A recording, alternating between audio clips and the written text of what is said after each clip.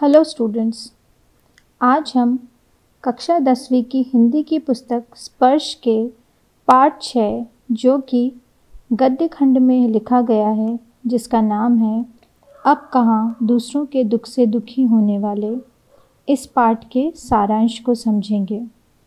सबसे पहले हम ये जानते हैं कि इस पाठ को श्री निदा फाजली जी ने लिखा है। निदा फाजली का जन्म 12 अक्टूबर 1938 को दिल्ली में हुआ था। साठोत्तरी पीढ़ी के उर्दू कवियों में इनका महत्वपूर्ण स्थान है। इन्हें साहित्य अकादमी पुरस्कार से सन 1999 में अलंकृत किया गया था। मानवतावादी विचारों से ओतप्रोत तथा मानसिक संकीर्णता से दूर रहने वाले इस लेखक का 8 फरवरी 2016 को निधन हो गया था। ये जो पाठ हम पढ़ने वाले हैं, इस पाठ के बारे में ये जानकारी है कि इसमें लेखक ने मानव के संवेदनहीन होने का संकेत दिया है। इस पाठ में अलग अलग प्रसंगों के आधार पर निदा फाजली ने यह स्पष्ट किया है कि सभी को इस धरती पर रहने का पूरा अधिकार है, वो चाहे मनुष्य हो या फिर कोई भी जीव जंतु हो। स्वार्थी प्रवृत्ति ने मानव को इतना अधिक लालची बना दिया है कि उसने अपने अलावा अन्य जीवधारियों को इस धरती से बेदखल करना शुरू कर दिया। अब वह मानव जाति की भी परवाह नहीं करता है। दूसरों के सुख दुख से उसे कोई सरोकार नहीं है। तो इस पाठ के मूल में यही है कि अब हम आज के ज़माने में यही देखते हैं कि लोग एक दूसरे के सुख और दुख से उन्हें कोई मतलब नहीं होता है और उन्हें कोई फ़र्क भी नहीं पड़ता है कि कौन उनके बारे में क्या सोच रहा है या फिर क्या बोल रहा है। तो आइए अब इस पाठ के सारांश को हम जानते हैं। बाइबल के सोलोमन ईसा से 1025 वर्ष पूर्व एक बादशाह थे। बाइबल के सोलोमन, जिन्हें कुरान में सुलेमान कहा गया है, वे इंसानों के साथ साथ पशु पक्षियों की भाषा भी जानते थे। एक बार सुलेमान अपने दल बल के साथ एक रास्ते से गुज़र रहे थे। तभी कुछ चींटियां वहां से गुज़र रही थीं और वहां की चींटियों ने जब घोड़ों के टापों की आवाज़ सुनी तो वे डर कर एक दूसरे से बोली, आप जल्दी से अपने बिलों में चलो, फौज आ रही है।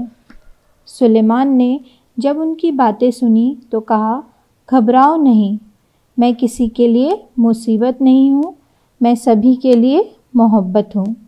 ये कहकर वह मंजिल की ओर बढ़ गए। दूसरा प्रसंग यहाँ पर सिंधी भाषा के महाकवि शेख अयाज के बारे में है। उन्होंने अपनी आत्मकथा में लिखा है कि एक दिन उनके पिता जब कुएं से नहाकर लौटे तो उन्होंने देखा कि जब वो खाना खाने बैठे थे तो उन्होंने देखा कि उनकी बाजू पर एक च्योंटा रेंग रहा है। वह भोजन छोड़कर उठ गए। जब माँ ने बिना भोजन किए उठने का कारण पूछा तो वे बोले कि मैंने एक घर वाले को बेघर कर दिया है और उसे उसके घर छोड़ने जा रहा हूँ। मतलब यहाँ पर उन्होंने कितनी अच्छी बात बोली कि एक छोटा सा चींटा भी वो कुएं पर से उनके साथ आ गया था, तो वो उसे छोड़ने वापस उस कुएं पर जा रहे थे और कह रहे थे कि मैंने एक घर वाले को बेघर किया है, मैं वापस उसे अपने घर छोड़ने जा रहा हूँ। बाइबल और दूसरे पावन ग्रंथों में नूह नामक एक पैगंबर का जिक्र मिलता है। ऐसा कहा जाता है कि एक बार नूह के सामने एक घायल कुत्ता आ गया। नूह ने उसे धुतकार दिया। क्यों धुतकारा? क्योंकि इस्लाम में कुत्ते को अच्छा नहीं माना जाता है। नूह ने उसे धुतकार दिया तो उस धुतकार को सुनकर उस कुत्ते ने जवाब दिया कि न मैं अपनी मर्ज़ी से कुत्ता हूँ और ना ही तुम अपनी पसंद से इंसान बने हो। सबको बनाने वाला एक ईश्वर ही है। तो यहाँ पर उन्होंने कहा है, मतलब उस कुत्ते ने उनको जवाब दिया था, तो उन्होंने कहा था कि मट्टी से मट्टी मिले खो के सभी निशान, किसमें कितना कौन है कैसे हो पहचान। तो यहाँ पर ये बताया गया है कि जब इंसान की मृत्यु हो जाती है तो वो खाक में मिल जाता है या मिट्टी में मिल जाता है, तब कोई पहचान नहीं होती कि वो इंसान है कि जानवर है।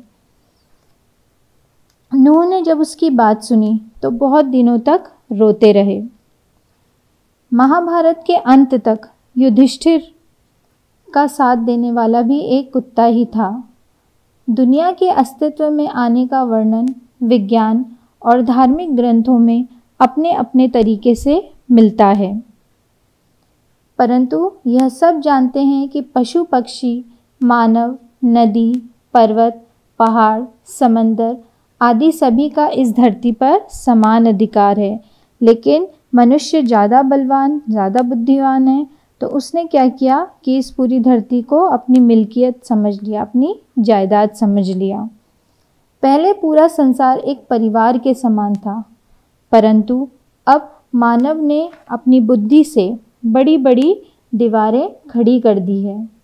बढ़ती जनसंख्या ने समंदर को समेट दिया है, पेड़ों को रास्ते से हटा दिया है और फैलते प्रदूषण ने पंछियों को बस्तियों से भगा दिया है तथा इस वातावरण को, हमारी प्रकृति को भी अब सताना शुरू कर दिया है। प्रकृति के धैर्य की भी एक सीमा है।